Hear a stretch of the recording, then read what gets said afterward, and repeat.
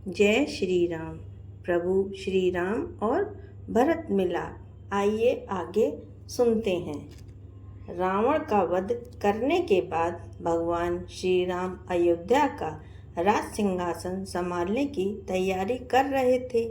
अयोध्यावासी भी 14 वर्षों के से इसी दिन का आस लगाए बैठे थे और सबसे अधिक आतुर भरत थे, जिन्होंने श्री राम के प्रतिनिधि के रूप में अत्यंत संकोच पूर्वक अयोध्या का राजपाट स्वीकार किया था।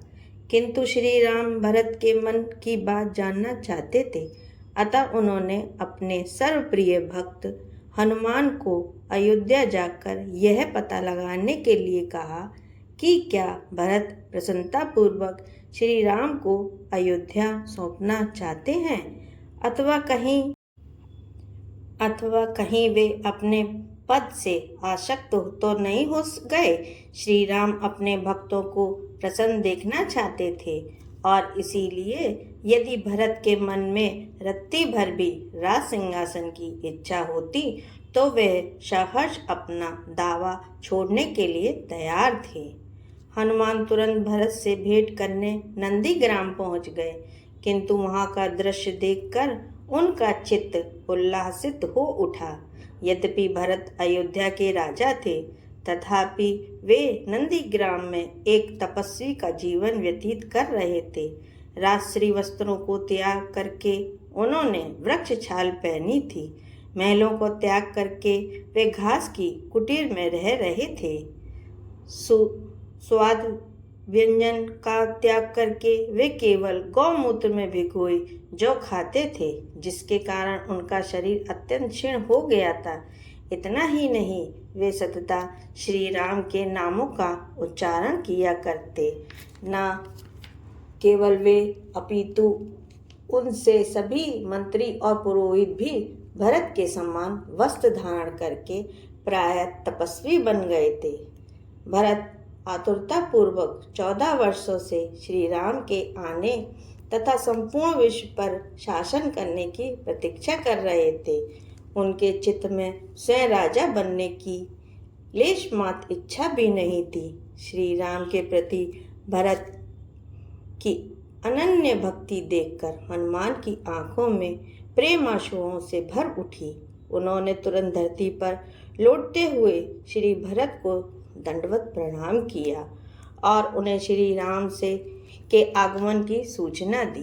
भरत के आनंद का ठिकाना नहीं रहा, मानो भरत की मृतदेह में किसी ने नवीन प्राणों का संचार कर दिया हो। भाव विभोर होकर वे मूर्छित हो गए। पुनः उठने पर उन्होंने कसकर श्री हनुमान को आलिंगन किया और बार बार पूछने लगे कि क्या श्री राम सच में आ रहे हैं। हनुमान जी भी उन्हें बार बार आश्वासन देने लगे कि श्री सीता तथा श्री लक्ष्मण के साथ श्री राम शीघ्र ही अयोध्या पहुंच रहे हैं। भरत ने तुरंत पूरी अयोध्या नगरी में यह समाचार प्रसारित कर दिया और श्री राम का स्वागत करने के लिए सभी नागरिकों को आमंत्रण भेजा।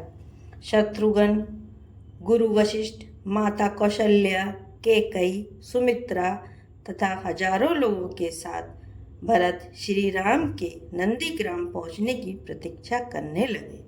अंततः वह क्षण आ गया। उन्हें दूर आकाश में एक दिव्य विमान दिखाई देने लगा, जिसमें श्री राम, माता सीता, श्री लक्ष्मण, सुग्रीव तथा असंख्य वानर बैठकर अयोध्या की ओर आ रहे थे। उस विमान का नाम था पुष्पक। पुष्पक के धरती का स्पर्श करते ही भरत एक छोटे बालक की भांति श्री राम की ओर दौड़ पड़े और उनका आलिंगन कर लिया। उनकी तथा श्री राम दोनों के नेत्र अश्रुओं से भर गए। दोनों भाइयों ने दीर्घ समय एक दूसरे को अपनी बाहों में पकड़ रखा। आज भरत की सभी इच्छाएं पूरी हो गईं।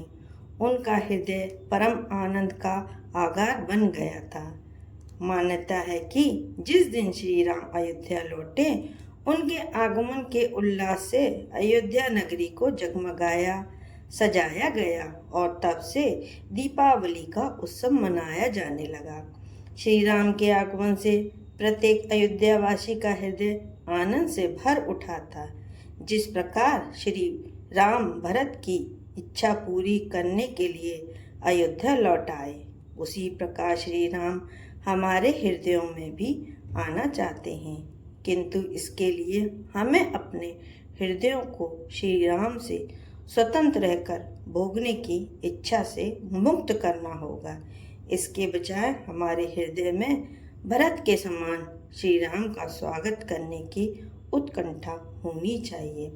ऐसा होने पर श्री राम सदा सदा के लिए हमारे हृदयों में निवास करके हमें परम आनंद प्रदान करते हैं। जय श्री राम।